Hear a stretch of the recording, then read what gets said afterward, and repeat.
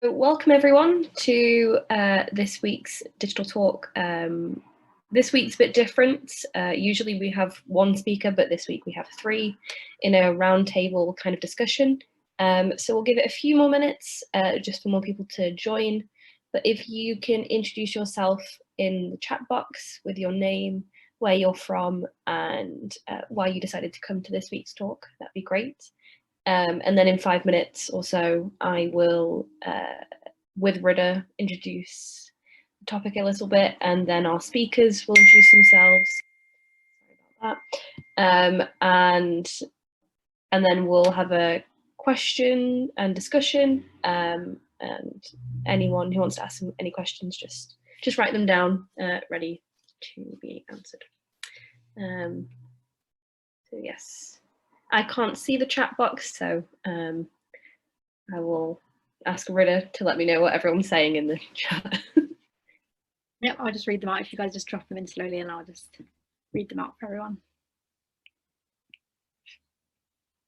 So we've got Kevin George from Liverpool, Sarah Hughes from Northumbria University in Newcastle, and she works on the politics of forced migration. And I just said I'm Rida from London. I'm volunteering with Asfar right now. Shanice originally from Middlesbrough and currently living in Sarajevo, Bosnia, and Faye is based in Edinburgh. Malcolm is from the UK but currently based in Birchco in Bosnia, and Sheila from Liverpool, Aladdin from Lancaster but natively Syrian, and Amina from Sarajevo.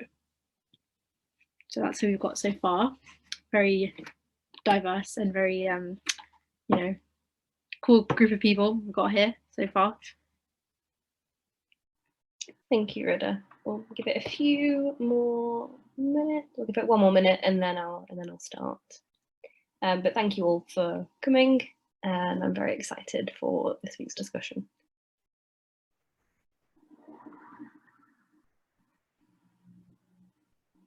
We also have Kubilay from Turkey, and he's currently studying in Germany. He's studying political science in Germany.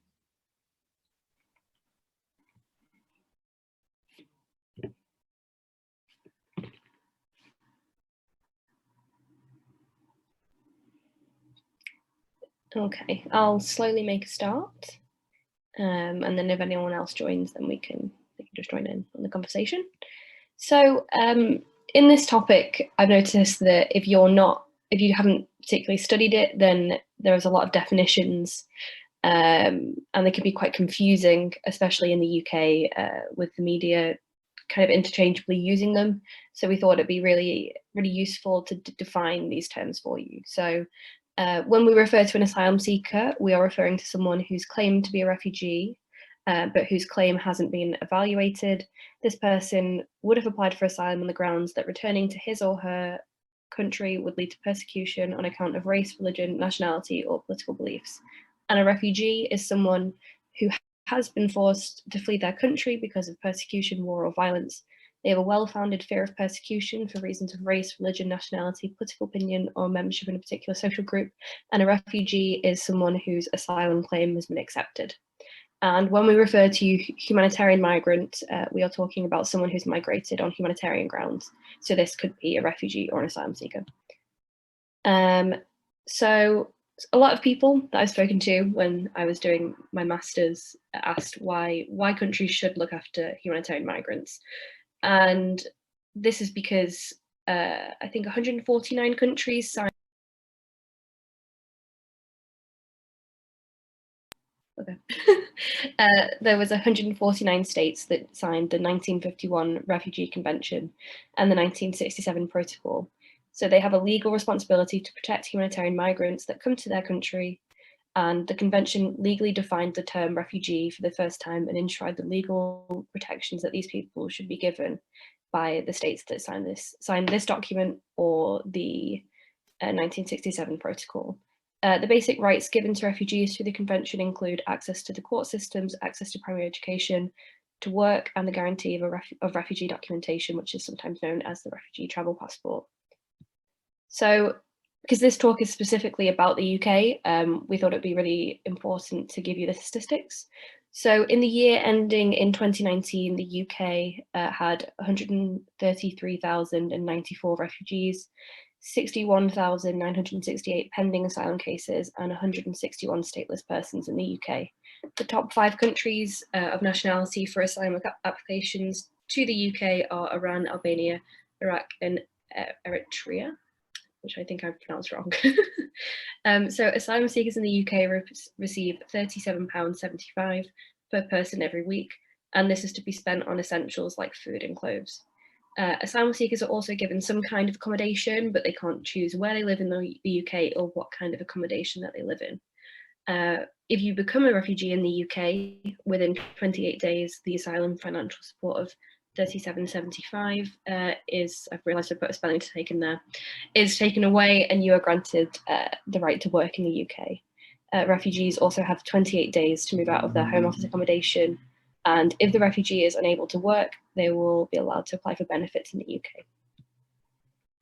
So this topic is quite controversial in the UK, a lot of the time down to British tabloids like The Sun, the Daily Mail, or the Daily Express, and those newspapers have helped to create an anti-immigration sentiment by sensationalising stories. So I thought I'd give an example. So 5 days ago, the Daily Mail shared a story titled "Britain Braced for Summer of Migrant Mayhem, Phenomenal Numbers Continue to Arrive Despite Priti's Border Crackdown." And Priti refers to Priti Patel, who has recently announced some plans which would introduce new legislation which actually breaches the 1951 Refugee Convention by criminalising those who enter the UK illegally to claim asylum. And the convention itself states that asylum seekers and refugees cannot be criminalised or have their decision influenced by how they enter a country. So not only does that go against the convention, but the UK is also planning on exporting those who are waiting for their asylum claim to offshore prison-like facilities and make failed asylum seekers live on £5 a day whilst they're in the UK, which is almost impossible. Well, is impossible. So now I will invite our speakers to introduce themselves. So if you want to go in the order that you are on the promo, that would probably be the easiest. So Faye. Hello, everybody. Yeah, I'm Faye.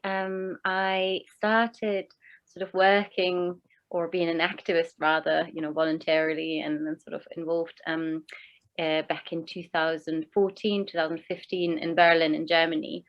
First as a youth worker and working in the school for women who had arrived as asylum seekers and had refugee status. Then also in a sort of a political response, sort of holding the government at that time to account when it came to maintaining standards in the emergency accommodation that were sort of overnight established, and when in 2015 many people arrived. So I was very involved in there, and then worked in Calais for a year back in 2016 when the big camp was, and also started working there with Refugee Rights Europe, who's currently my employer. And with them, I worked on a number of different issues. We usually would do field researches and advocacy around places of transit, so Calais, Brussels, the Greek islands, Ventimiglia, Paris, etc. But also on UK asylum accommodations and the standards in them. So I did a research in London a couple of years ago, and in Birmingham, particularly also on the conditions for women asylum accommodation. And most recently, I've been the operations manager there, but I've also started working as the youth welfare project manager. I can talk a little bit maybe later more about what we particularly do with that. But so recently we published a report on the mental health and well-being of young asylum seekers. So those that are just over 18 to 25-year-olds in asylum accommodations, kind of really sort of highlighting again. I mean, it's not a secret, it's been in the media, there've been horrible cases recently, and there's plenty of reports where we're highlighting again that, that the conditions of the asylum system as a whole, but particularly also in the asylum accommodations, are really detrimental to the mental health and really lead to a deterioration of mental health and the ability to navigate such complexity. Yeah, that's me, and I live in Scotland. Thank you very much, Faye. Sarah, if you'd like to introduce yourself. Yeah, hi, thanks Jade, and thanks for the invitation to be here today. It's great. So my name's Sarah. My background's in activism around migrant detention, specifically in the UK. But I'm now an academic and I work in the geography department at Northumbria University. My work's broadly on kind of conceptualising resistance to kind of, guess, we see the increasingly punitive practices of border control, increasingly prolific practices of border control across mainly Western Europe. So kind of looking at Germany, a little bit of France and mainly the UK. And working on basically the politics of forced migration in a UK context, specifically the UK asylum system. My current project is funded by the British Academy, and it looks at this kind of 28-day gap, which Jade's discussed a little bit here, looking at what happens when an asylum seeker gets leave to remain. They have this this period where before they have to leave their accommodation, they have to and they lose their money. And there's a lot of third sector organisations doing fantastic work in that area, and I'll be working with them to do some research there. So thank you. Thank you, Sarah. Aladdin? Hi everyone, and thanks Jade for having me on this wonderful talk. So I'm living in Lancaster at the moment, but I'm originally from Aleppo in Syria. And as some of you may know, Syria has been embroiled in a civil war for the past decade. And a lot of the migration and the refugees that you're seeing today come from that region of the world. At the moment, I'm currently studying a law degree, which was shaped from the events from the past decade. And the modules I've selected, for example, mass atrocities and war crimes, immigration law, and international law, has been shaped from these experiences. Most recently, I initiated a fundraising campaign that, first of all, was to raise funds for refugees. In addition to that, raise awareness about the plight of these refugees. And the journey for that was from a virtual distance from Lancaster in England to my home city, Aleppo in Syria. And that was to recreate the perilous journey that I was spared as a result of the rights and privileges afforded by a British passport I happened to obtain 6 months before the outbreak of the Syrian revolution. And that was primarily due to my father's employment as a NHS doctor. So these experiences have really put a new perspective on life, has shown what I've narrowly avoided, and has really shaped my life in giving back and helping those who weren't so fortunate by that. So in the end, I managed to raise over £3,000 for that fundraising initiative. But the thing for me that goes beyond that is the awareness and the amount of people who came back to me and said that they had no idea about why people were coming to the UK. And the story behind it all made them appreciate it and made them realise and made them question, which was the most interesting part, question their own beliefs and what they've grown up with and what they've read. As Jade quite nicely touched on in the newspapers and in the media, this negative view that's cast upon refugees and migrants. So yeah, thank you. Thank you. So Rida, if you can do this slide. Of course. So we're just going to go through three basic questions that we we wish to discuss today. So I'm just going to read them out individually, and then if like the speakers can go in order, so from Faye and Sarah, then Aladdin, then we can just kind of go back and forth like that, if that's okay. So I'll read the first one. Do you think that the British public is overall more positive or negative to humanitarian migrants? Opinion has changed following the COVID-19 pandemic. So it's more current sort of question. Hopefully you can get some more up-to-date kind of perspectives and views about it. So let's start with Faye, hopefully. I mean, that's a difficult question. I mean, I always move back and forth, you know, sometimes I have conversations or like panels and suddenly I feel like, oh, you know, everyone's on board, we just need to get organized. And then you have other moments where you think, you know, you're fighting against sort of, you know, a mountain of disinformation and, you know, in some cases ignorance and bad will. I heard someone from, trying to remember the organization, I will share a link, and they do media analysis, and they actually do public opinion analysis. They really look into these aspects, because they kind of do a lot, they work a lot with grassroots organizations in the UK, across Europe, a lot about channel crossing. And they shared with us actually that the public opinion in most countries is actually very much more positive than we would think, and majority positive. But that doesn't mean that that's how it's represented in media. You know, and obviously there we end up in like, okay, what are the motivations for media outlets to report in this way or that way? And obviously finance is a big aspect, and economic interests. And so, you know, so based on that, what she said, the numbers or the statistics that she had, I was like, okay, there is actually a quiet majority who's actually sort of positive. Are enough people properly educated about how to pursue that, you know, how to pursue that positivity, and how to like make, you know, become an active ally based on your attitude, is a different question. Sorry, just to kind of send your question, do you think that in Edinburgh it would be different to anyone like maybe in the south of England, or would it be like different to, you know, sort of where majority of the refugees and migrants tend to kind of be? Do you think it'd be different? I mean, first of all, there's a tendency sometimes in Scotland to be like, you know, these problems don't exist in Scotland. In Scotland, we're all nice people, you know. There's a real tendency to speak like this. And sometimes, you know, since I moved here, like I tend to do that because I have really lovely experiences here with like an openness to you know, migrants and EU migrants and this kind of stuff.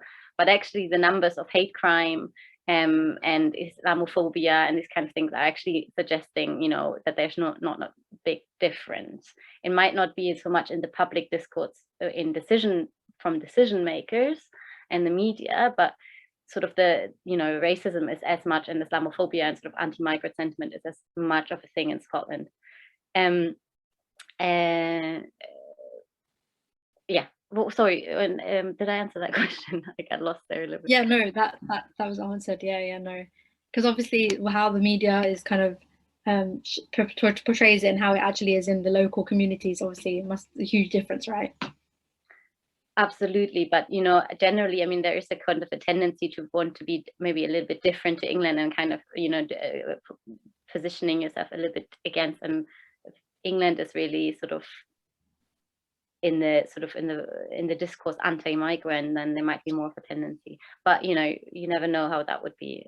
Yeah, true. I wouldn't say that, you know, like definitely to an extent, but I wouldn't say you know, that we should rely on that.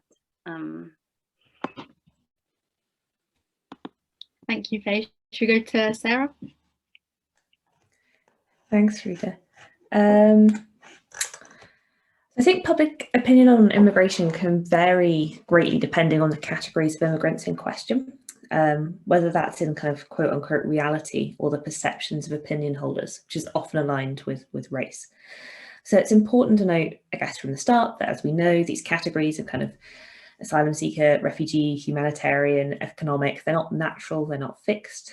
They're ways by which the state governs, right? People are assigned into categories as a form of governance. I think this confusion can lead to a confliction around people's perceptions. So the idea that asylum seekers don't need jobs, they're not economic migrants, they don't need to work. These kind of categories, this confusion around categories, I think, is a starting point for confusion. So attitudes, there's been research that's shown that attitudes towards kind of inflows of scientists or students or other perceived high income workers are often quite positive, compared to, for example, kind of perceived low-skilled workers or asylum seekers who are often perceived to be low-skilled. And this also problematically often aligns around race. But what a lot of research since the Brexit referendum has shown is that people can hold contradictory views about migration. I think there's this kind of contradiction that's really hard to challenge. So if by humanitarian migrants we mean kind of forced migrants, kind of refugees and asylum seekers, then we see a rise in hostility since the Brexit vote. Even though the Brexit vote is ostensibly about EU migration, we see this kind of intersection between the kind of Brexit, the rise to far right, the European refugee crisis, quote marks around that, and these discourses in the media of kind of British exceptionalism, essentially white nationalism, and of kind of deserving or undeserving migrants. And we can go back to kind of the 1930s, looking at kind of polling on attitudes towards refugees in the UK. And from this broad brush data, we know that opposition to immigration has no correlation with the actual levels of net migration.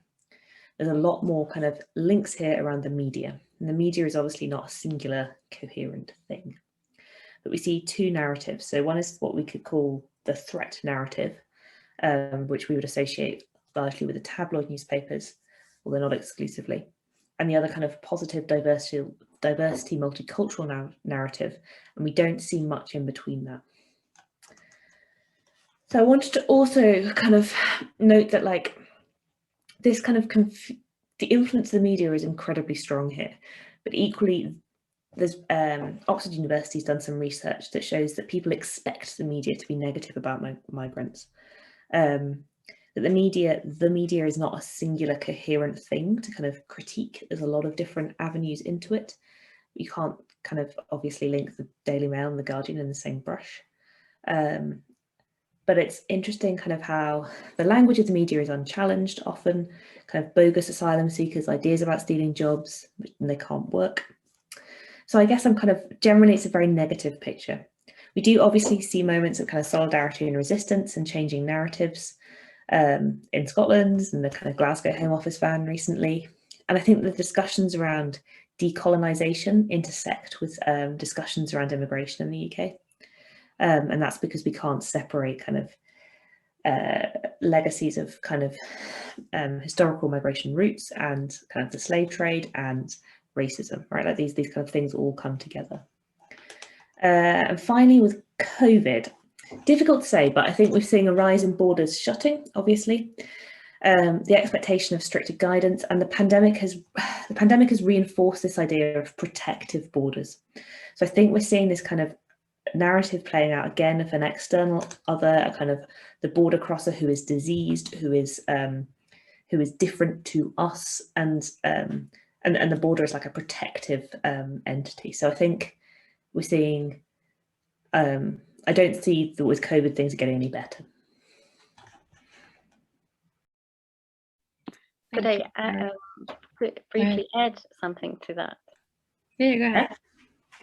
With the COVID measures, I think, I have one thing where that was very apparent in the UK was when it comes to community resettlement and sort of the decision last year in April to hold all community resettlement flights. So people who've been sort of resettled by, kind of this kind of community sponsorship scheme and who had already, sold off their belongings, didn't have any sort of papers anymore to stay in I think in this case in Lebanon or Jordan most of the time, and then their flights were cancelled and they couldn't arrive, and the government basically said because of COVID, though the numbers at that time wouldn't suggest like the numbers in the departure countries were a lot lower than in the UK at that time. I don't know how it is now, but and basically they didn't restart community sponsorship flights till January this year or something, like early spring, with no, so COVID, basically using COVID sort of arguments without necessarily a lot of reason to, just hold these kind of things. And I think exactly, and I also think there's something about COVID as a kind of a moment of exceptionalism and a moment of crisis that's allowing for the Tory government to push through increasingly punitive measures that, well, Priti Patel's new immigration plan, which we've touched upon, which is contravenes the 1951 convention, but also kind of discussions around kind of evictions and these kind of biometrics and all these kind of increasing surveillance measures that are coming in through this kind of emergency time, as it were.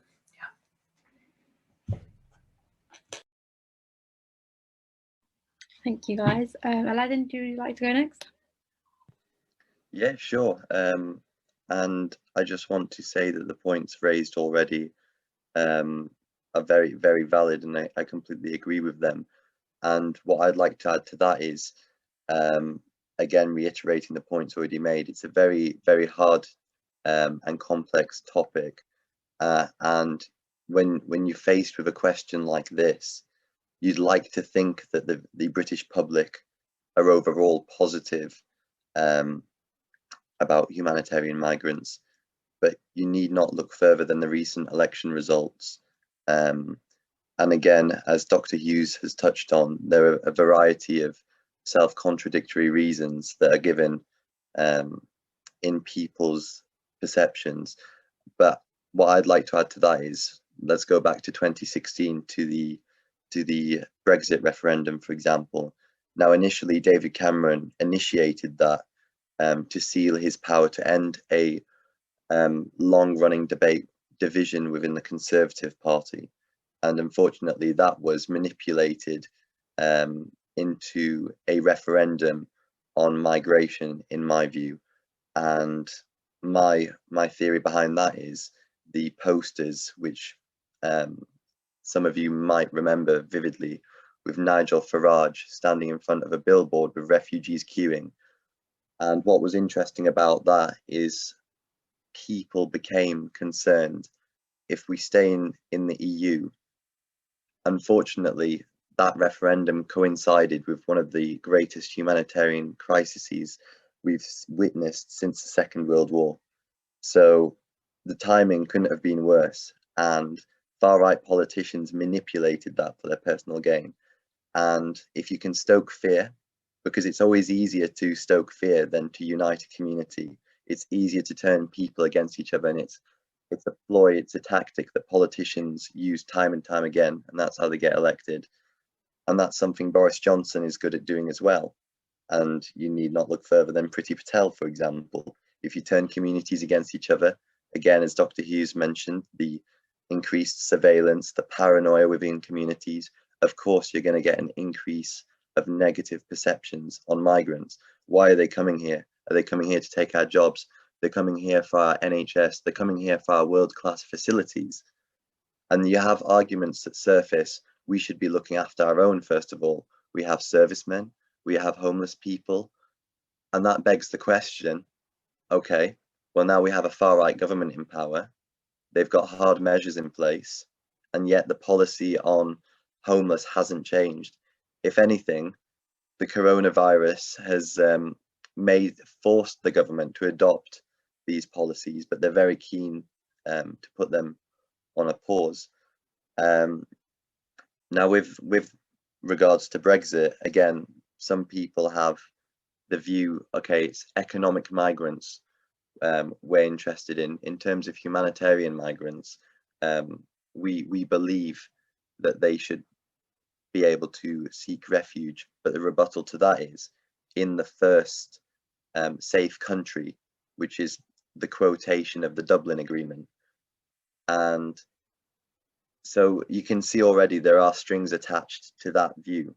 So overall, they might agree with humanitarian migrants being able to travel, but there is a catch to that. Now, with regards to the COVID-19 pandemic, I think what's interesting, and we've all seen it at the beginning, people were panic buying. And these images were a reminder of the early days of the war in Syria, for example, from my experience, when people were panicking. When the country is going in crisis, people become concerned. They think, okay, necessities, water, food. And we saw that exact reaction in this country, which was interesting. It was very interesting for me to see, because for years and years, I've seen people say and ask, why didn't you stay in your country and fight? And now it's brilliant to say, why couldn't you stay at home and save your nan? They couldn't even do that, which I find absolutely amusing. So this shift in attitude, I think, has been put into perspective, but I don't think it's been great enough to change. And another example I'll give is when we were going into the second lockdown in November, and Boris Johnson gave the timeline for that. And on that very day, you saw people in Euston Station in London flocking to leave. They were getting out of London. They did not want to be in this lockdown. And again, this was reminiscent of sieges and curfews in the war perspective, through the lens of war. And again, it was amusing to see that these, these views that why can't you stay at home? Why can't you fight? Why can't you, if it's your country, why don't you stay and make it better? However, it is very interesting to see in Britain, which is meant to be a first world country, these very arguments that are put forward. And again, it's worth mentioning, not everyone shares these views. And I'm sure these people who were leaving, not all of them had those views in mind. But it's the general idea that is relevant here. And I think what the COVID-19 pandemic has done quite well is put it into perspective. It's put everyone on the same level, if you will. And now I feel like anyone who is daft enough to put forward that argument is very easily going to be put in their place. With regards to the arguments already raised, I completely agree. I feel like the reinforcement of the borders now have a justification. Whether it's completely truthful is debatable, but I now feel like it's very hard to argue against that, those policies, because of course we are going through a pandemic. And if you look at New Zealand, they've been very successful. A left-wing government, I should note, has been successful by closing their borders, but their reasons are solely on health grounds. What you've seen, however, you've seen some countries take advantage of that. And again, Priti Patel here, the Home Secretary, has done everything in her power to do just that. And if you look at the example of Napier Barracks, where they've been housing humanitarian migrants, there was an outbreak of COVID, and there was a recent, and here I'm putting my legal thinking cap on, there was a recent court battle which the Home Secretary lost, and the judges in that case had said, you don't need to look further than the actual fences and everything like that to realize this isn't a migrant facility, this is more like a prison. And the justification for that was it was quarantine. And again, this is reminiscent of China's, the government of China's words. Whenever a journalist or a doctor would report about the virus, they would end up forcibly quarantined. So I think the COVID-19 pandemic hasn't had a drastic change on the opinion of some people, but I do think it's put into perspective for some. And unfortunately, as a negative, I think it has reinforced some stigma regarding the migrants, and stereotypes in terms that they are filthy or unclean, and they will come here and they will pollute the population, which is unfortunate, and only time will tell, I'm afraid. But thank you for listening to that waffle. Thank you all. It's very interesting points, and I think something for all of us to think about.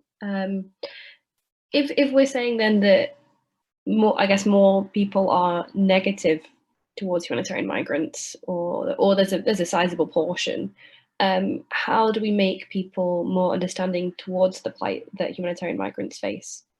And Faye, if you want to go first. Yeah, again, there's different approaches to that, isn't there? And I always move back and forth between them, sort of, stories, data, appealing to compassion and whatnot, these kind of things. What because it's such a balance, because sometimes if people are very aware of like some tragic cases and the tragedy, like it doesn't necessarily always lead to actual sort of informed action. So it can lead to a sort of an enjoyment of the tragedy as well, or like a sort of being overwhelmed by it and then not taking action, right? So we don't just want people to understand the plight of humanitarian migrants, but we want people to take those actions, or to be part of sort of changing a system that is, perpetuating that plight and that's creating the plight in many ways. So, and that's sort of that's where the magic happens, and we're still figuring out how to do that. I remember when I was an activist in Calais, I used to hate those things of like, people were like, we need good stories, we need to tell stories about people, and I used to hate them, like, you know. But actually, you know, I do think that they're powerful, you know, telling stories of humans, you know, helping people understand like who are the people behind those kind of terms.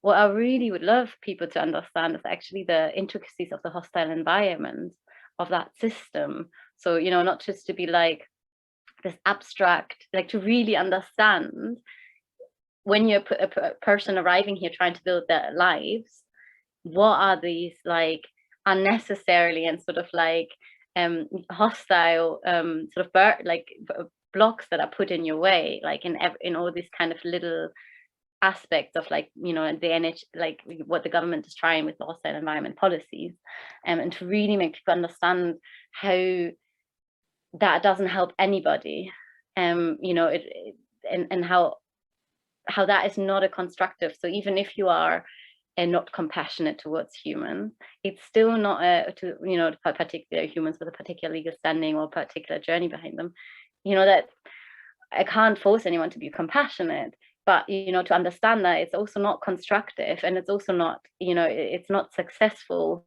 in any way. It just creates suffering and sort of and a loss of amazing potential. But, you know, I'm not sure how we can help. I always believe that, you know, direct contact is powerful. I think if people become friends or neighbors actively, you know, we see that obviously in Glasgow, where, you know, neighbors got involved, and it's, you know, and then they suddenly or like if I'm from a small village in Germany, and once people were resettled into this village, you know, people, and the first people were facing deportation and stuff. It's a very sort of like not activisty village, right? But the people were suddenly like, oh, that just feels weird. Like I don't know much about the legal stuff behind it, and, you know, I generally think like the system is kind of okay, but this feels weird because these are our neighbors. They haven't done anything. I perceive them as a contribution to the village. Why, like, everything's going well, they're having a job or whatever, or they're like nice, or not, you know, they're just there. Why should they leave, and why, you know, that violent act? And I think so that's always I think powerful personal interaction. Thank you. Sarah? Thanks, Jade. I think I agree with everything Faye said, and there's no right or wrong answer to this. Well, maybe that's not true. There's definitely wrong ways of going about this, which is to kind of force people into telling stories, etc., and exploiting people's narratives. I think the kind of framing of a debate as like either positive or negative is not, in kind of media perceptions, is not always helpful when people are polled on their understandings of migration. I think it's a lot more complicated than that, which everyone knows. But I think and that makes changing people's understandings hard, right? And it's hard for a number of reasons. One is that kind of traditional approaches to public engagements, like myth busting, and kind of have actually been found to kind of exacerbate negativity, particularly in the age of like social media and kind of fake news, but also framing it, I guess it's kind of framing it as something that you can have a positive or a negative, a kind of you can be for this or against this kind of attitude, rather than kind of like framing it around like kind of ethics and responsibility, or kind of other questions that kind of come up here, rather than being for or against immigration. And I think linked to that is the kind of the idea that kind of being left wing or right wing kind of maps onto migration views, when actually kind of even people who are kind of left in terms of Labour, if you're going to call Labour a left-wing party in this instance, like are very right-wing on migration comparatively. So it's how do we kind of think about that in that context? So I guess what I'm saying here is that like the idea that if people understood how bad it was, they would change their minds it's been found repeatedly in studies not to work, because people want it to be bad. The kind of the hostile environment is something that is created for a purpose, right? And people agree with it. Or the idea that people are uneducated, which links to kind of really problematic assumptions around class. And we see this in the Brexit vote as well, particularly with kind of representations of northern communities, the idea they didn't understand didn't understand that this would, like, rather than looking at kind of deep-seated kind of, I guess, community-led reasons why people voted for Brexit. That's not excusing at all kind of the racism around that, or the kind of, but I think it's more complicated than people didn't understand. And then also the idea that if people met a migrant, they changed their viewpoint. And I agree with what Faye was saying about kind of people being embedded in communities is important. Teaching, not, I don't mean that kind of like telling people what to think approach, but like embedding this in schools, in primary schools, kind of the stories that people read children, like bringing it kind of right down to kind of that level is really important. And phrasing this as kind of around ethics and about responsibility and about hospitality rather than about being for or against. I think it's trying to kind of change the parameters of the debate is some of the ways we can be most productive about kind of changing the narrative. Easier to say than do. But one example, I guess, of trying to do that at the moment is there's in County Durham, just down the road from where I am, they're trying to open a new detention centre called Hassockfield. And one of the ways that we've been trying to challenge this is not by putting forward kind of stories of people who've been in detention, but using those, working with people who've been in detention to have an experienced-led activist movement. So like the people who are leading the kind of decisions and the kind of campaigns are people who've experienced detention, but it's up to them whether or not they want to kind of put their stories forward. But that's part of trying to changing the kind of, in a smaller community and concept, kind of changing people's perceptions around the detention centre.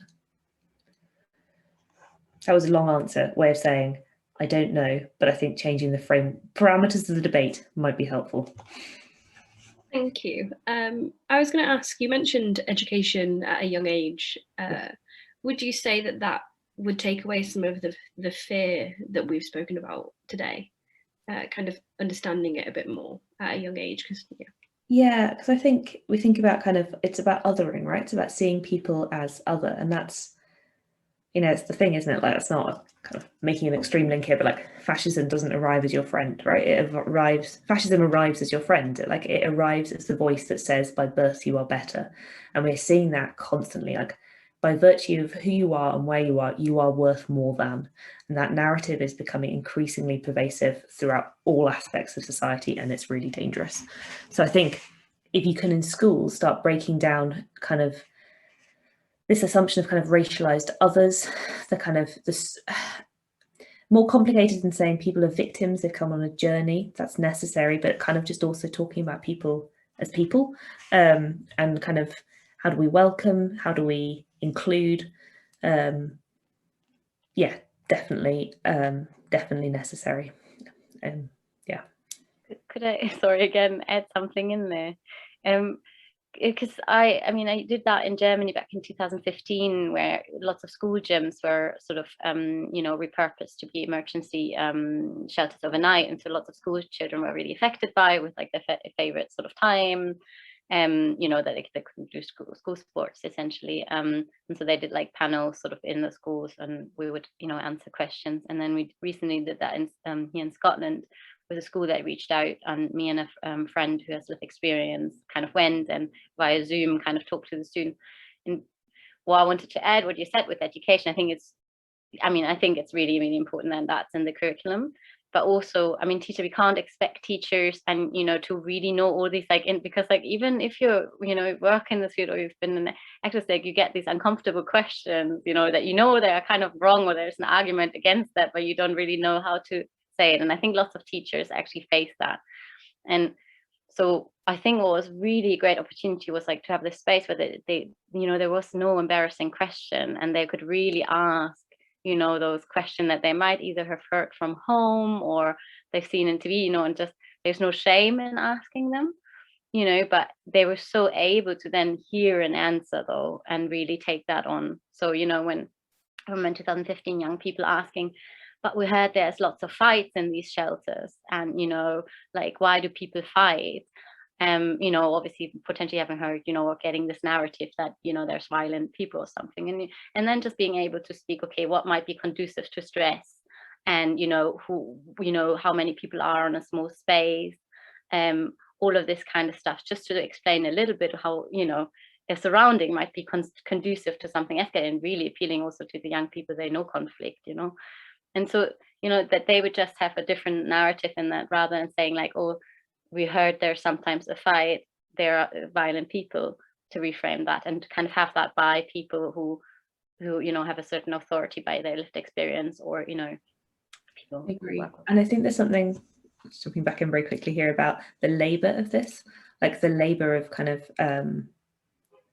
facilitating these conversations, right? Like we do it a bit as academics, we can produce worksheets. I've been working with Girl Guiding to produce some stuff for them. Like you can produce resources, but there's a labour and we don't have the lived experience, which we don't, and that kind of vulnerability that's required to put yourself forward to be the voice of a community which isn't a community, sort of confusion, right? I think it's a complicated one.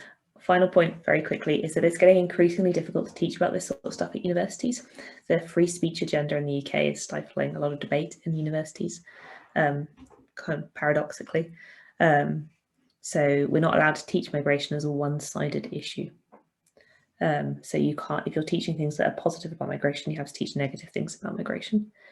Obviously that's not what I do, because that's not how I frame the questions, but these kind of conversations are increasingly difficult to have, and I think it's fighting for that space to remain open is really important. And I think you've probably got a lot more important things to say about this, so please do jump in. Thank you very much. Every point that's been mentioned is absolutely relevant, and talking from experience, these are some of the initiatives that have already been mentioned are some that I've successfully deployed over the years. And for me, the greatest thing you can do to increase people's understanding is to encourage that conversation, to have those difficult talks with people, and not necessarily force their eyes open, but to let them come over and see for themselves what is happening. So for example, a few things I've done is I've delivered assemblies to year groups at various schools, and talking about the success of that.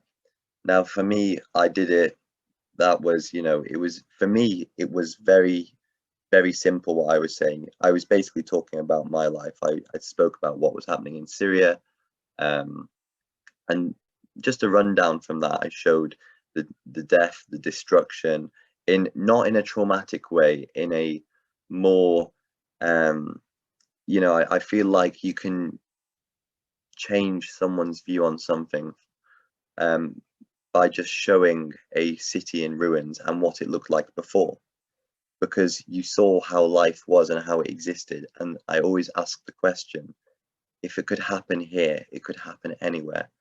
And who's to say that, you know, Lancaster won't find itself in a similar position? Heaven forbid, but you know, that's the world we live in. Nothing is too far away.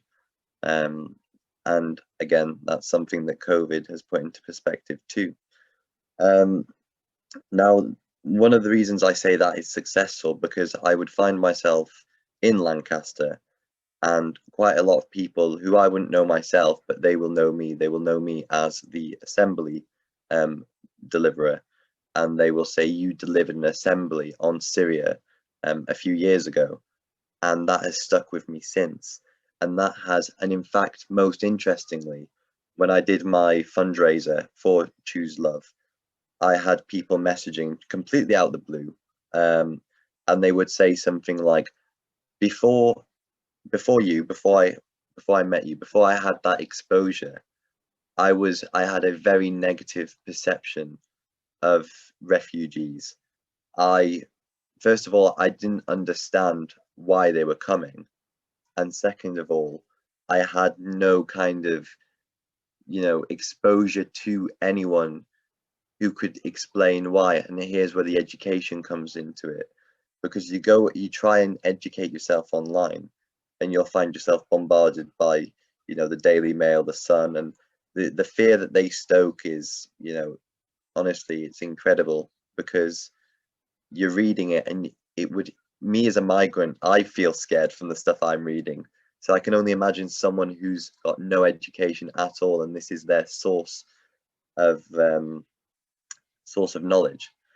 So that's one example. Another example, again, which has already been touched on, is to let them experience for themselves, because you can go into something very academically, you can deliver it eloquently, and it can completely go over their head. And until they've witnessed for themselves, or felt what a humanitarian migrant has felt, then you can't really equate words with experience. You can never equate knowledge with actual experience. And again, here's another example of where I've seen that succeed. So in my fundraiser, where I was cycling the virtual distance to Aleppo, one of the things I did was invite people to contribute miles. And there were a lot of people who eagerly took that initiative on.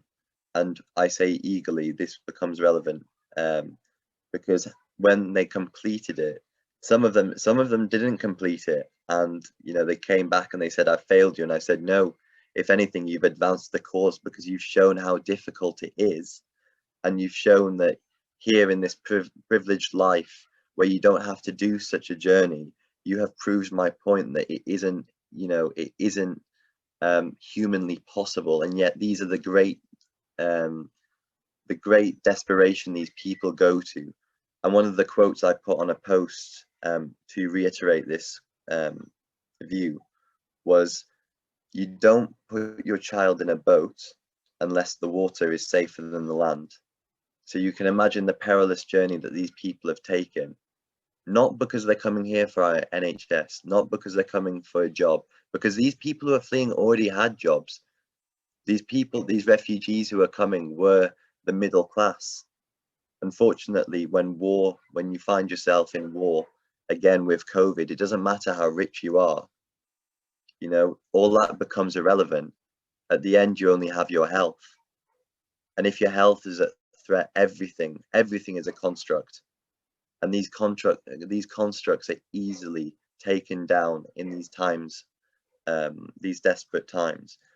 And that's something, again, which I've successfully seen, and that's something that I will always hold close to my heart. These people's views change like that, and that's something I love to see, when people have these moments and they say to me, "You have changed my view." And linking back to the fundraiser, money, of course, is very beneficial, but for me, the most important thing, if I can change one person's attitude, it's like a butterfly effect. It's like a ripple effect on people. You have no idea how that act will play out. And I've used my role in the law school, and conveniently, I happen to be the president, to advocate these views, these perceptions, which I've said to people, when I help you, I want nothing in return, but I want you to remember 5 years down the line, when you are a successful solicitor or barrister, that it was a refugee, it was a migrant who helped you with your studies. And you don't owe your success to me, but you've got to remember that when you wanted help, it was a refugee and a migrant that helped you in that. And that's how you raise the awareness, through that exposure, through that conversation, not forcing people to change their attitude. And again, already mentioned, if you engage with the hostilities, especially made easy by social media, you're only going to add fuel to the fire, and you're only going to exacerbate that debate.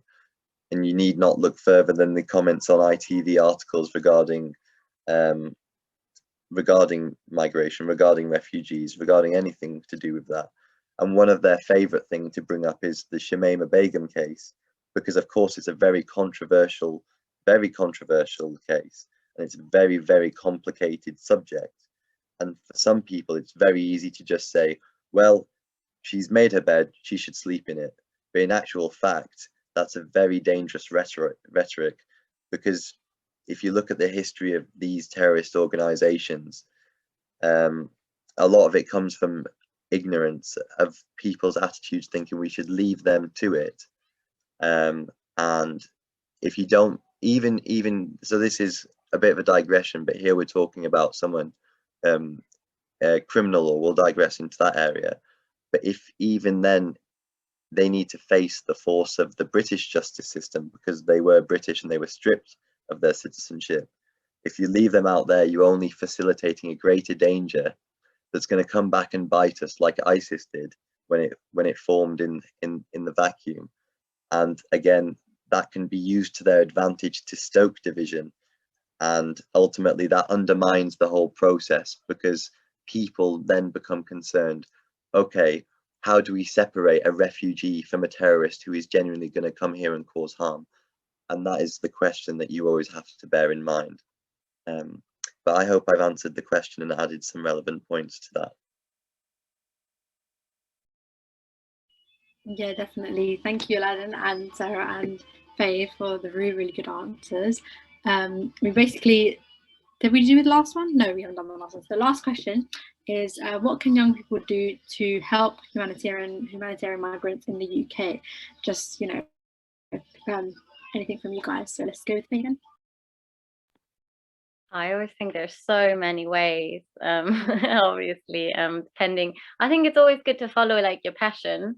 I think personally as an activist, you know, or like as someone who's kind of taking different approaches to trying to make change, and, you know, seeing some really amazing initiatives, they often came out of a passion that doesn't necessarily have to be like per se, oh, I want to help, you know, I want to work with refugees, or I want to help but, you know, a carpenter who offers employment opportunities, you know, someone who, a librarian who sets up a library project, you know, anyone. And I think it's often most sustainable, because like one question is like, okay, how can we help and how can we keep helping? Because, you know, for me now, after a couple of years, it becomes very apparent that sort of the mental health and the sort of sustainability of being active in this field is a really, really important concern as well. So I think to have something that, you know, motivates you beyond it's good, you know, it's potentially positive change that you create, like kind of sustains you, even if that change doesn't immediately happen, is helpful. Or, you know, or to not think that you have to leave your passions behind or your particular interests, as niche as they might be, but to think like, okay, how within this niche, you know, where can I link up with certain things? You know, there's obviously there's great fundraising. You know, with a friend, we set up like a gaming fundraiser, which, you know, lots of young people are taking part in. There's awareness raising, there's talking to your peers. There's, you know, becoming at the moment I work in, you know, advocacy, and we can basically, you know, it's really hard to do political advocacy at the moment because we can't, you know, it's really, really hard to get any, you know, we're being realistic, like, or proposals, they just don't, with that majority, there's just not much that we can hope for at the moment, as sad as that sounds. So we can only prepare kind of for other. So, you know, we need people to get involved politically, you know, to prepare to stand for office maybe one day. So, you know, or to support people that we believe in, you know, who have different attitudes. To be there so that they can receive our advocacy work and you know, make things happen. But also one thing I always say is like,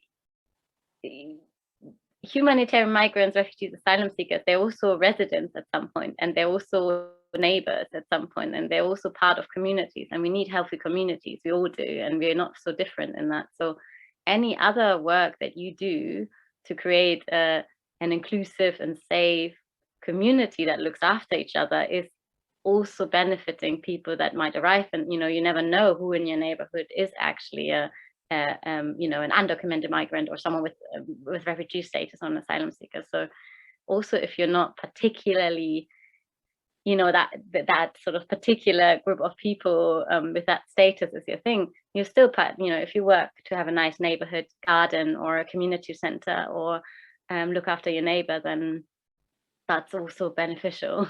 I know that's a very blurry answer. Basically, you know, get involved and try and, you know, to talk to your communities and whatever they are, and yeah, follow your passion. And nearly said take down the government, but I'm not gonna. Sorry. No, yeah, I completely agree. It does, like, kind of highlighting that this small things even kind of count, right? So yeah, no, completely agree. Sarah, would you like to go next? Yeah, I don't have a whole lot to add.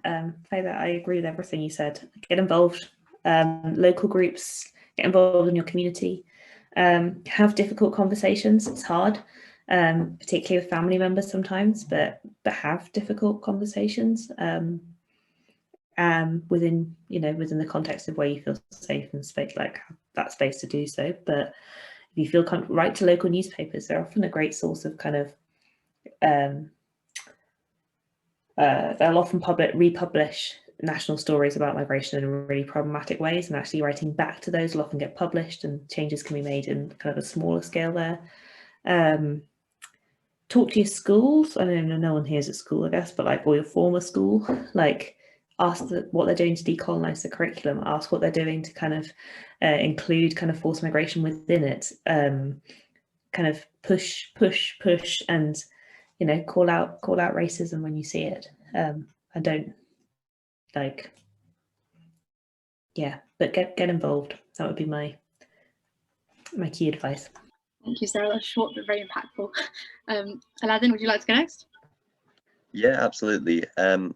So conveniently, I'll be a speaker at an event in London with this question in mind.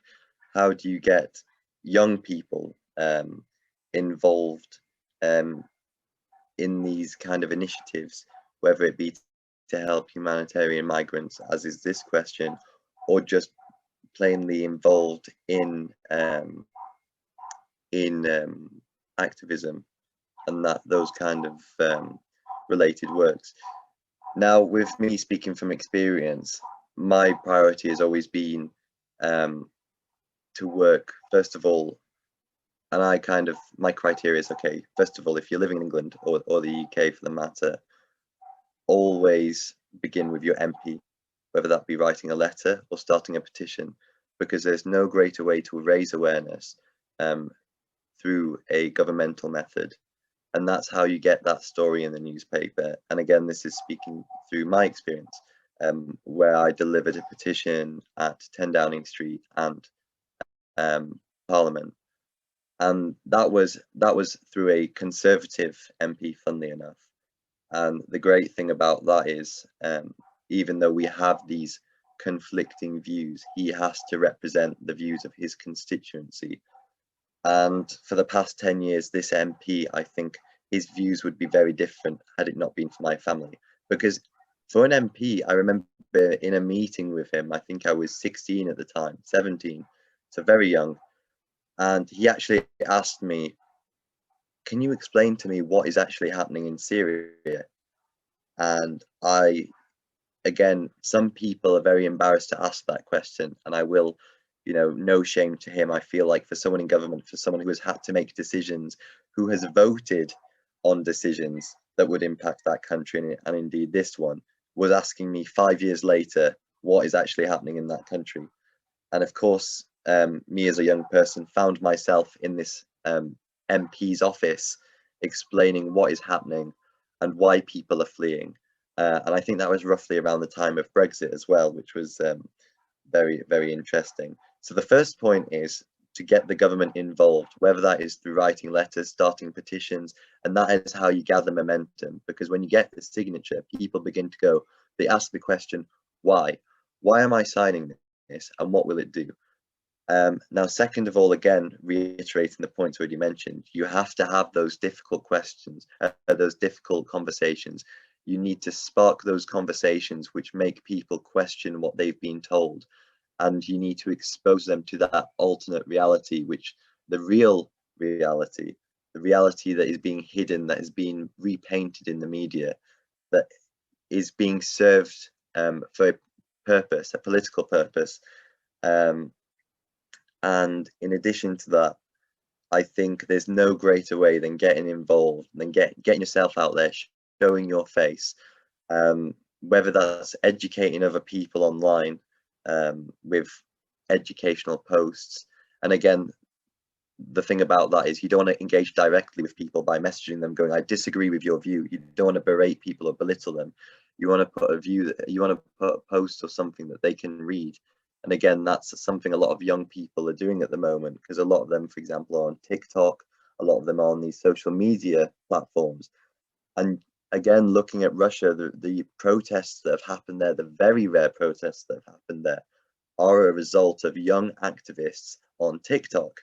A lot of them are sharing advice, what to do if you're arrested by the police, what to do. You know, they say speak in a American accent and they'll fear arresting you. These tactics that are being used are what young people can successfully deploy to assist humanitarian migrants. You need to look at the other examples that are being used successfully. And I'm going to use Scotland, which is the role model for the UK and for how it should be done. How do young people help humanitarian migrants? Well, a few weeks ago, there was a deportation in, I do believe it was Glasgow, on the orders of the Home Secretary. And the community was able to rally like that because of social media, which is predominantly used by young people. Live streaming, look what's happening in Glasgow. These police have come to take these refugees, I think they were, away from their homes, away from the community that they have been resettled in, away from the neighbors who they've made friends with. And they asked the question, who's the oppressor here? The passive person who's trying to live a peaceful life, or the police who are taking them away from the community who love them so much that they literally blockaded that road to the point where they had to abandon their mission. And the Home Secretary was left red-faced because it showed that Scotland would not tolerate the orders of a minister who is so backwards, who is so divisive. Scotland that day chose hope over the fear that is being championed by the Home Secretary, and they chose diversity over division. And for that, I am very, very grateful to the people of Scotland, and I will always hold them very close to my heart. And that is what the young people need to do to help humanitarian migrants. They need to document the injustices. They need to have those conversations, and they need to get involved in these activities that will take it to the highest institutions in this country, Parliament and 10 Downing Street, and show the government we the people reject their rhetoric, their hateful division that the community will not tolerate anymore. And that's what I think on the matter. So thank you. Thank you, Aladdin, and thank you, Sarah and Faye too. Really sorry, I have one more tiny thing. It's just when there's these amazing points that come up, you know, they inspire me. And I think one thing that came up when it comes to being an organizer for a course, you know, maybe racial justice when you're white, or, you know, justice for asylum seekers and refugees when you're not. But also, I mean, generally for young people and for anyone who's getting involved with anything, sort of that balance between, and I think that's something I really learned, and where I think I regret that I learned it a bit late. I think there could, or, you know, particularly in Calais, I think we could have done with a little bit of that awareness back then.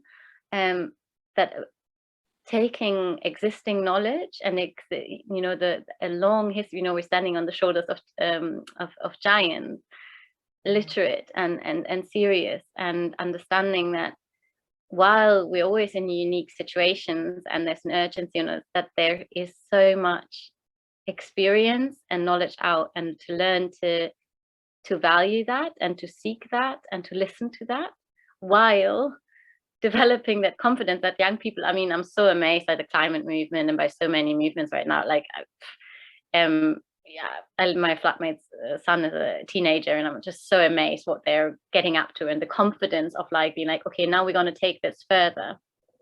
But I think you can repeat a lot of mistakes that have historic, like that you can just see in all these protest movements, you know, and they come up, and the mistakes we did in Calais, they definitely, you know, later on I was like, oh, someone actually, you know, just needed to ask someone or read something, and we could have prepared that we don't perpetuate that mistake as well.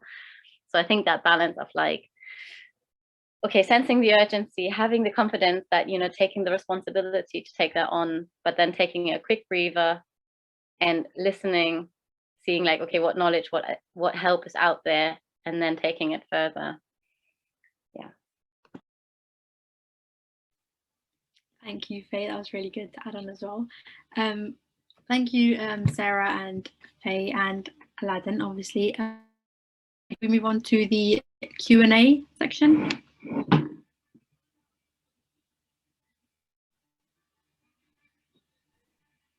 I have a question if no one else does at the moment.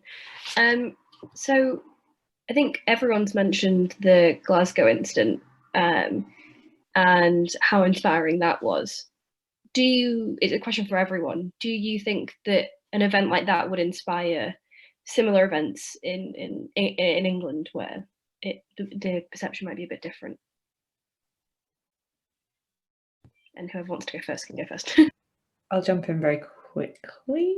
I think it's difficult to pin things around a particular event. So I think this one event was great, but I worry that the backlash that it will cause in terms of the policies that will come in to restrict that sort of thing happening in the future. I'm being negative, but like, I think pinning hopes on one event is not where I would see my hope for things changing. It doesn't come from that Glasgow moment. It comes from the smaller, less documented, everyday kind of stuff that people are doing in communities, which led to that happening, because you can't separate them. But I think it could happen in the UK though. In England, I think you would see that sort of thing in Glasgow, in Manchester or in Newcastle, where these anti-deportation campaigns have happened. But that's not where I see the kind of the hope coming from personally. But I'm not an expert on that. I think my point to add to that is pretty much the same. I would like to think positively that that could happen. And again, as Dr. Hughes has mentioned, that's more likely in areas of Manchester and Newcastle, where generally they're more tolerant than places elsewhere. Now, again, one of the first things I did was look at the comment section on social media on some of these posts. And again, that is very, very a blatant place to see some people's opinions. And one of the interesting comments I saw was something about all it takes is people to surround a police convoy to prevent, you know, an arrest or something like that. And it was interesting to see how they manipulated it and twisted it and took it out of context. Whereas this was something to do with humanitarian migrants. They were saying, okay, well, next time my local drug dealer's getting arrested or something like that, I know what to do to stop him. And I think that, again, shows where these attitudes are coming from and the kind of people, without stereotyping, hold these views and their priorities as well in mind. I think it's very interesting to see what they consider, where they cherry pick which laws they like and which one they don't. And I think that was very, very interesting to see that point of view. But unfortunately, again, I'm going to be quite skeptical of hope of seeing that in England. I think Scotland is a very different community to England, and I think that's very reflective in the history, the very, very difficult history between the two countries. And I think Scotland and the Republic of Ireland, I'm going to talk in the context of colonialism because I think it's very difficult to separate. But when you have a country who's occupied a majority of the world at some point in history, you know, you have that famous quote, the sun had never set on the British Empire because they had that many countries. In one time zone, the sun would set, and in the other, it would rise. It's very hard, and I think people in England become defensive when you question their history because it's institutionalized. I was growing up, and I was only learning up until the First World War, and then there was a massive gap, and the Tudors. But I was like, what's happening in between? What was going on there? I don't care about the Tudors. All right, Henry VIII had 6 wives, so that's great. What happened after that? Okay, we went into First World War. What happened before that? And a lot of people, you're told from such a young age, the British Empire was great. We ruled the world. Britannia ruled the seas. But no one knows at what cost. When I was going into A level, I was hearing of the Boer Wars. And I was thinking, what on earth is the Boer War? And that was something I wasn't taught. It was something in a chapter of a history book that was, you know, I'm a bit of a book nerd, and I saw the Israel and Palestinian conflict. And this is something that wasn't taught on the curriculum, but it was in that textbook because you can't, you know, talk about history without discussing it holistically. And that was, you can see how institutionalized and how selective they are about what they want to teach. And I feel like people's perceptions, their attitudes and views in England are different to, for example, the Republic of Ireland or Scotland, where they actually view, well, actually, this is our history. We are, I think victims is in the modern day, a very difficult and controversial word to use. But I think there is solidarity between these nations. And again, I'm going to talk about Palestine here, because you generally find there is a greater sense of sympathy from the Scottish and the Republic of Irish people, because they believe they are the victims of this colonialist ideology and expansion. And again, looking at the examples of the conflicts going around in the world, first of all, Northern Ireland, Republic of Ireland, that is as a result of colonialism. If you look at, and again, that's a complicated one because there's religion involved in that, but let's look at Israel and Palestine, again, British colonialism. Let's look at India and Kashmir, British colonialism. Hong Kong and China, it all boils down to colonialism. And these attitudes that people have is taught in the education system, and it's biased and it's selective what they're taught.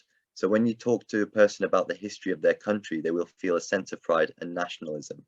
And some people, which is great, are waking up to that, and they're starting to question, hold on a minute, Winston Churchill isn't that great after all. Okay, maybe he was prime minister during the Second World War. Maybe he was up against Adolf Hitler, but then again, so was Stalin.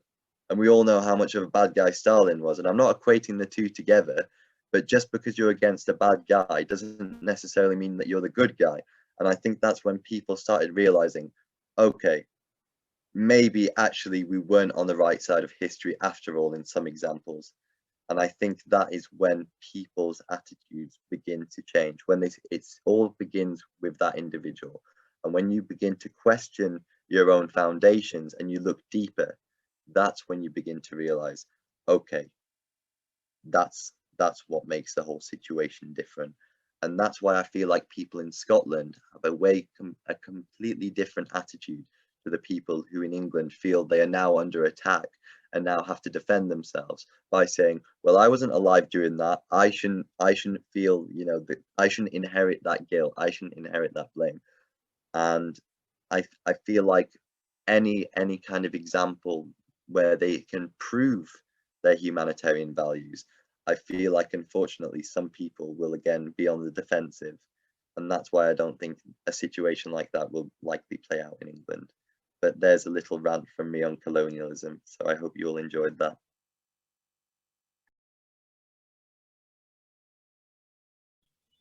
Thank you, Aladdin. No, it was really interesting. Can you guys hear me okay? Yeah. Can I jump in really quickly, Rita? Yes, sorry. Just to say that I think the men who were in the vans in Glasgow, to go back to the question, are likely to be deported. They're pushing for them, and I think they'll make it a case. It will be like a flagship. Even though the community stood forward, they are deported. I think the government will make it a thing. I'm assuming they've got good lawyers now, I would hope. But I worry about that. Yeah.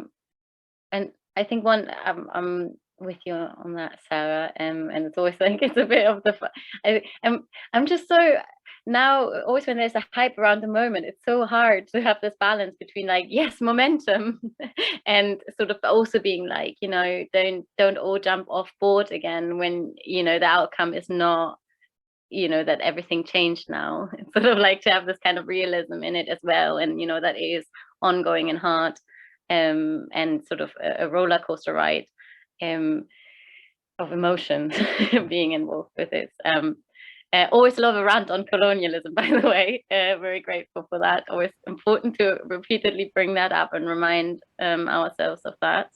I think one thing that maybe I think might be positive, or what I thought was a positive, but I don't think it started in the Glasgow one. I think it's the result of in internationalization of like sort of movements and learning from each other. And we see that in all kinds of protest movements across the world now, where I'm like, all these kind of people that go around and learn from each other, and these like skills exchanges of like how to do protests and really show now. Like I see protests and I'm like, you learned that, like you talked with each other, and it's amazing.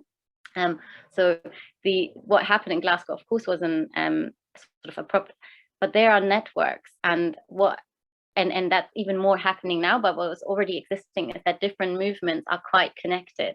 So the trans mutual aid network is connected with Living Rent, which is a renters, right, like tenants' right movement, which is connected to the Migrants organization, organization. And so the new, like those channels, the kind of bushfire happened really fast. And we see it now in Edinburgh, there's a network, and when anyone sees event, it's just like there's this, like, because of all the, like, when you send it out to whatever 50 people, one person might be able to come. So you really need these kind of networks that are talking to, and that also understand that the cause is similar. So with abolitionism, for example, abolitionist organizing now, where prisoners' rights, detainee rights, anti-racist activism, that's all linked, poverty, where these movements, disability, right, like, on and on and on and on, are coming more and more together. And I think that's incredibly powerful. And I think I have the feeling that the Glasgow was a little bit of,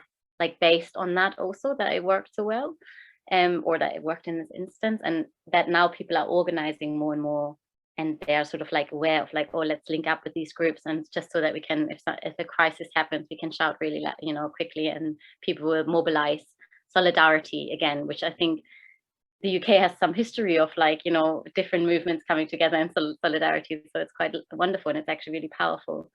The other thing is of, like, getting more comfortable with dissent, particularly people who might not be so used, who are not the classical sort of, like, Antifa or, radical people you see chained up to sites, nuclear sites or whatever, but are just people who haven't been super involved with organizing before, but who are becoming through extinction, a lot through, thanks to Extinction Rebellion and different groups, and anti-racist groups who've been doing in Black Lives Matter, who've been, like, sort of reintroducing the sort of, like, appropriateness and like comfortability around dissent and understanding your rights, and when you do dissent. And I think that's powerful too. Thank you very much, Faye. And has anyone got one last question? I think we have time for one more question before we wrap up.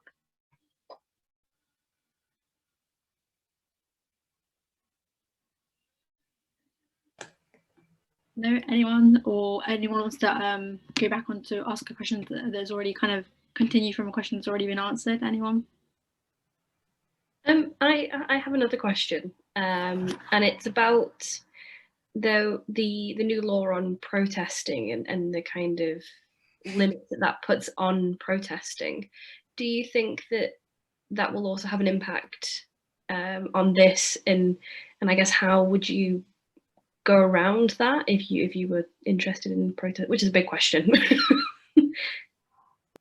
I don't know. I know it will have an impact. It will definitely have an impact. The criminalisation of the right to protest is terrifying.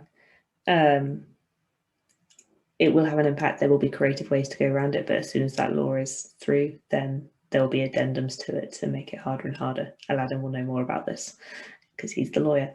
But that's my challenge. I have to leave at 6:30 because I'm teaching at 6:30. So if I disappear quickly, thank you so much. Thank you, Sarah. Yeah, Sarah quite rightly said that this is my area of expertise, and I'll keep it very quick and short because I'm aware of time. But I think it now becomes a constitutional crisis where we'll see Parliament working against the courts. And in the UK, we have a principle which is anything Parliament wants is supreme. Now, under the Human Rights Act 1998, Parliament, the courts have the power to strike down acts of Parliament, which not strike down even, but they politically strike down acts of Parliament which they deem incompatible with that. And I feel like these restrictions, these curbs on these fundamental democratic rights will directly contravene these issues. And I feel like Parliament will find itself in a position up against the courts, and that will be very risky for the judges, because now it risks politicizing the judges, which have to remain impartial. And that is something that we saw in the Mira case, which was about when Parliament wanted to exit the EU without parliamentary a parliamentary vote, and that's why we found ourselves in deadlock for 3 years. So I feel like we'll be headed into a constitutional crisis, and I feel like hopefully the good will prevail and the courts will stand up for freedom, and Parliament will back down, and hopefully the British people will see that their democracy is under threat, and that will be, and the next general election I think is very, very decisive. So that's all I'll say on that matter. Thank you, Aladdin. Faye, have you got anything else to add? I mean, you know, that I learned a lot from that, actually. Thanks for that. Thank you.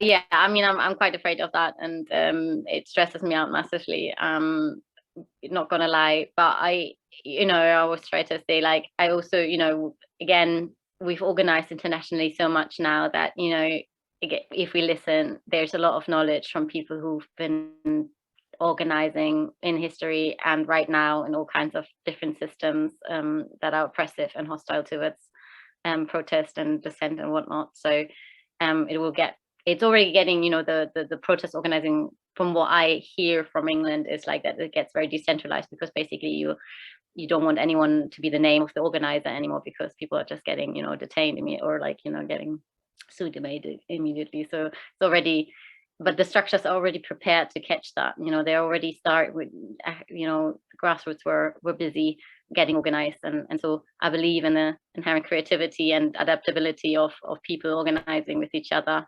So even like, I mean, I'd rather not have that happen and rely on that, but if it happens, also people will continue to fight the struggle, I guess.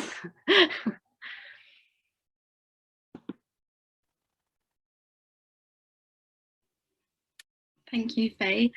I think that's around time, so I think Sarah needs to go now, so we'll say bye to Sarah. Thank you so much for Thank you so much, Faye and Aladdin. It was great to meet you as well. Thank you. Thank you. Thank you. So I'm just gonna say thank you everyone for attending today's digital talk. It was really special and it was really, really interesting and insightful, especially for me. I learned a lot, all three of the panelists today.